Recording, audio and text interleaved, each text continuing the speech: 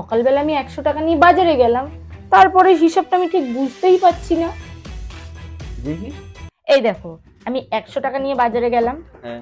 এখানে আমার খরচ হয়েছে কত আর আমার হাতে আছে কত আমি সমস্তটা লিখেছি, ঠিক আছে। প্রথমে আমি আলু কিনলাম 40 টাকা দিয়ে, তাহলে আমার হাতে কত থাকলো? 60 টাকা। তাহলে তারপরে আমি কিনলাম পেঁয়াজ 30 টাকা দিয়ে, হ্যাঁ, তাহলে আমার হাতে কত থাকছে? 30 টাকা। 30 টাকা।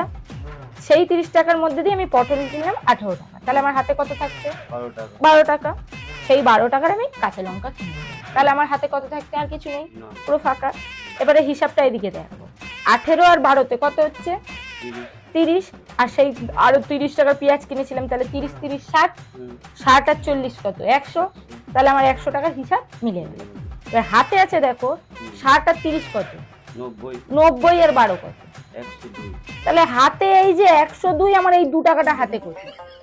হিসাবটা আমাকে মেলাও, এই 2 টাকাটা আমার হাতে কোথায়? আমি